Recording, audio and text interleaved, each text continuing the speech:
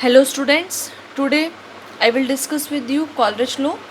देखिए, हमने last topic discuss कर लिया था, वेरिएशन ऑफ द कंडक्टिविटी का टॉपिक हमने डिस्कस कर लिया था, जिसमें हमने conductance, molar conductance, equivalent conductance का वेरिएशन देखा था और इफेक्ट देखा था आपका डाइल्यूशन का on the molar conductance for the strong and the weak electrolyte. उसमें मैंने आपको क्या बताया था कि फॉर द स्ट्रॉन्ग इलेक्ट्रोलाइट्स की आप जो है molar conductivity at infinite dilution calculate out कर सकते हो, लेकिन in case of the weak electrolyte हम मोलर कंडक्टेंस कैलकुलेट नहीं कर सकते, है ना, एट द इनफाइनाइट डाइल्यूशन। तो उसके लिए मैंने आपको बोला था कि हम आगे स्टडी करेंगे कॉलरिज लॉ। तो वही आज हम डिस्कस करते हैं कि क्या कॉलरिज लॉ है। एक्चुअली कॉलरिज लॉ फिर दोनों के लिए है, स्ट्रॉन्ग और वीक इलेक्ट्रोलाइट दोनों के लिए है एक तरह से आपका कॉलरिज लॉ। तो हम देख लेते हैं फटाफट से क्या बोलता है ये लॉ हमें। The limiting molar conductivity of an electrolyte, जो आपकी लिमिटिंग मोलर कंडक्टिविटी या इसको क्या बोलते हैं, molar conductivity at infinite dilution. या तो बोलो कि limiting molar conductivity of an electrolyte, या दूसरी बात ये है कि molar conductivity at infinite dilution वो किसके इक्वल होगी, it is the sum of limiting ionic conductivity of the cation and the anion. देखो, जो आपकी क्या होती है लिमिटिंग मोलर कंडक्टिविटी होती है एक इलेक्ट्रोलाइट की एट इनफाइनाइट डाइल्यूशन के ऊपर, वो किसके इक्वल होती है, sum of the limiting ionic conductivity, मतलब इंडिविजुअल ऑफ कैटायन की और एनायन की और उसका sum, and each multiplied with their number of the ions. अब मैं आपको एग्जाम्पल के थ्रू बता देती हूँ और अच्छे से क्लियर हो जाएगा। तो देखो लैम्डा, ये देखो एक तरह से ये लैम्डा कैप, इसको कैप भी बोल सकते हो, कैप ऊपर लगा हुआ है naught M A X B Y. तो ये हमारी इनफाइनाइट डाइल्यूशन पे जो मोलर कंडक्टिविटी है वो किसकी इक्वल होगी according to the Kohlrausch law, ionic conductivity of cation, plus लिखा, प्लस मतलब cation, ionic conductivity of cation, minus लिखा मतलब anion, ionic conductivity of anion and multiplied with their coefficients. A क्या है, नीचे क्या है एक्स, तो आगे क्या आ जाएगा एक्स, बी के नीचे क्या है वाई, आगे क्या आ जाएगा वाई। तो limiting molar conductivity at infinite dilution for any electrolyte, उसने एनी इलेक्ट्रोलाइट की बात करी थी कि मतलब वो आपको स्ट्रॉन्ग भी हो सकता है और आपका वीक भी हो सकता है। तो वो आपकी किसकी इक्वल हुई, ionic conductivity of cation and the anion and multiplied with their coefficient. तो ए एक्स बी वाई हो गए, तो एक्स यहाँ पे आगे आ जाएगा, इधर से वाई यहाँ पे आगे आ जाएगा। ठीक है, आगे देखिए lambda naught M of NaCl, इसको हम कैसे लिखेंगे, तो ये क्या होगा, कैटायन और आयन का सम ही होगा। और इनके कोफिशिएंट देखो तो Na की नीचे 1, Cl के नीचे 1, तो कोफिशिएंट तो यहाँ पे कुछ है ही नहीं, तो सिंपल क्या बन जाएगा, lambda naught of Na positive plus lambda naught of Cl negative. आगे देखिए BaCl2 के लिए क्या बनेगा, lambda naught of Ba2 positive बनेगा, lambda naught of Ba2 positive बनेगा, प्लस और ये 2 आपका सी क्लोरीन है आपके, तो प्लस में 2 और lambda naught of Cl negative यह हो जाएगा। ऐसे lambda naught of M of Al2 SO4 का थ्राइस, ये क्या बनेगा, देखो इस Al के नीचे यहाँ पे कितना है 2, तो ये हो गया 2 और lambda naught of cation plus lambda naught of anion, लेकिन एनायन के कोफिशिएंट है 3 है, तो आगे क्या आ जाएगा 3, मतलब कोफिशिएंट से मल्टीप्लाई करना और कुछ नहीं करना। ऐसे इसको सेकंड वे से कैसे डिफाइन कर सकते हो, इन terms of the equivalent conductivities, the equivalent conductivity of an electrolyte, मतलब उसी ये कॉलरिज की सेकंड डेफिनेशन है, वो मोलर कंडक्टिविटी की थी, ये इक्विवेलेंट कंडक्टिविटी की है। The equivalent conductivity of an electrolyte at infinite dilution is the sum of the two values of cation anion. ये भी आपकी क्या है कि इक्विवेलेंट कंडक्टिविटी किसके इक्वल है, इंडिविजुअल कंडक्टिविटी ऑफ कैटायन और एनायन के सम के इक्वल है in terms of the equivalent conductivity. अब देखो इन टर्म्स ऑफ चार्ज के टर्म में आप इसको कैसे मेंशन कर सकते हो, चार्ज के टर्म्स में, तो अगर आपको ये दे रखा है, जैसे सपोज आपको कोई भी आपको हमारा इलेक्ट्रोलाइट दे रखा है, तो उसका जो भी चार्ज होगा कैटायन और एनायन के ऊपर, तो अगर कैटायन की इक्विवेलेंट मोलर कंडक्टिविटी है तो उसको किससे डिवाइड कर देंगे, चार्ज से।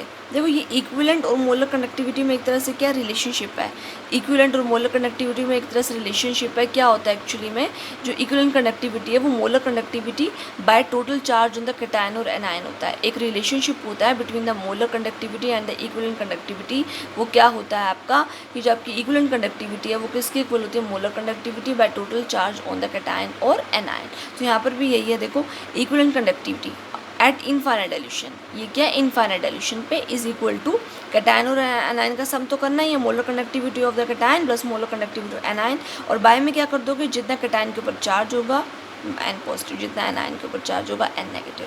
जैसे देखो AlCl3, तो सबसे पहले तो क्या करना है, कैटायन और एनायन का sum, molar conductivity of cation, molar conductivity of anion का सम, लेकिन हम इनके चार्ज से डिवाइड कर देना है। AlCl3 कैसे डिसोसिएट होगा, Al+3 और 3Cl- में डिसोसिएट होगा, तो यहाँ पर 1/3 हो जाएगा, क्योंकि यहाँ पे क्या 1/n पॉजिटिव, तो Al के ऊपर +3 होगा तो 1/3 हो जाएगा। ऐसे ही यहाँ पर Cl के ऊपर तो -1 चार्ज आएगा तो 1/1 नहीं होगा, तो कोई ज़रूरत नहीं है इसको लिखने की।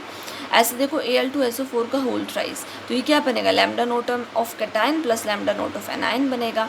अब एल्यूमिनियम के ऊपर चार्ज देखो तो क्रॉस मल्टीप्लाई होता है, Al के ऊपर +3 जाएगा, SO4 के ऊपर -2 जाएगा, तो क्या बन जाएगा, ये 1/3 और ये क्या बन जाएगा, 1/2 बन जाएगा। ठीक है।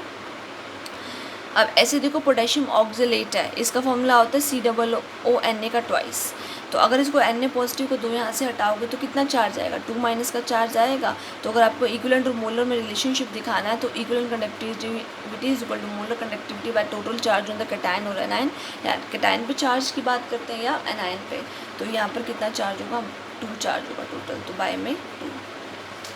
एक न्यूमेरिकल हम कर लेते हैं फटाफट से, इजी सा न्यूमेरिकल है, NCERT का न्यूमेरिकल है।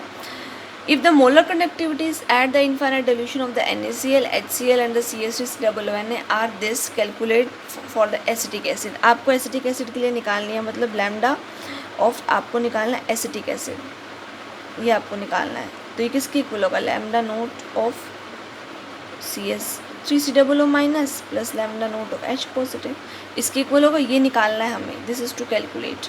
और दिया क्या हुआ है आपको, NaCl की दिया हुआ है, तो lambda naught of NaCl given है, ये कैसे डिसोसिएट होगा, lambda naught of Na positive plus lambda naught of Cl negative, कितनी वैल्यू गिवन है, 126.4।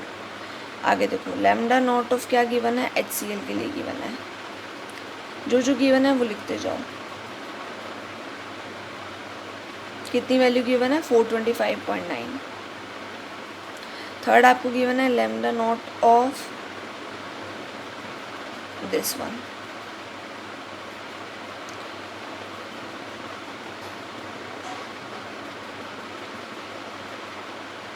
कितना हो गया, ये 91.0। अब देखो मुझे ये निकालना है इन 3 इक्वेशंस का यूज़ करते हुए, मुझे ये चीज़ बनानी है, ये चीज़ बनानी है इन 3 का यूज़ करते हुए। तो कैसे बनाऊँ, अगर मैं क्या करूँ, सेकंड और थर्ड को ऐड कर दूँ तो क्या एसीटेट और H पॉजिटिव जो मुझे चाहिए वो ऐड हो जाएंगे और वो एसिटिक एसिड बन जाएगा। मुझे क्या करना है, इसकी निकालनी है ना एसिटिक एसिड की, इन 3 का यूज़ करते हुए। तो क्या करूँ, सेकंड और थर्ड को ऐड कर दो, है ना, और उसमें से फर्स्ट वाली माइनस कर दो ताकि Na से Na कट जाए, Cl से Cl कट जाए, सिर्फ ये 2 चीज़ बच जाए। हमें 2 चीज़ चाहिए, तो बस देखना है कि वो 2 चीज़ आएंगी कैसे। तो adding second and third and subtracting 1। Okay, so देखो क्या बनेगा, lambda naught of CH3COO- plus lambda naught of Na positive plus lambda naught of H positive plus lambda naught of Cl negative. Second third add कर दिया, first वाली minus lambda naught of Na positive minus lambda naught of Cl negative, हो गया। Na से गया Na, Cl से गया Cl, ये 2 चीज़ें आपको मिल जाएंगी, lambda naught of CH3COO- lambda naught of H positive, और यही तो किसके इक्वल होगा, एसिटिक एसिड के इक्वल होगा। देखो फर्स्ट ये एसिटिक एसिड के इक्वल होगा, यही हमारे को चाहिए। तो बस वैल्यूज़ को ऐड करो, सेकंड और थर्ड ये थी वैल्यूज़, मतलब क्या थे, अब वैल्यूज़ टर्म्स में लिख लो, वैल्यूज़ कितनी थी वो लिख लो। सेकंड की कितनी थी 425.9, उसमें थर्ड ऐड करा 91.0, फर्स्ट माइनस करा 126.4, जो भी आएगा वो आपका आंसर आ जाएगा। इसको आप ऐड सब्ट्रैक्ट करके देख लेना, वो आपका आंसर आ जाएगा। तो ये आपने निकाल ली फॉर एसिटिक एसिड। तो हम क्या करते हैं, इसमें जनरली हमने एसिटिक एसिड वीक एसिड है, उसकी हमने कंडक्टिविटी निकाल ली है by using the strong electrolytes का यूज़ करते हुए।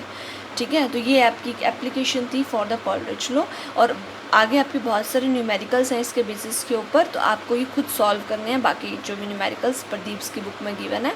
ओके, तो आई होप इतना आपको क्लियर हो गया होगा। अगर कोई डाउट रह गया हो तो थोड़ा सा पोस्ट करके बैकवर्ड जाइए।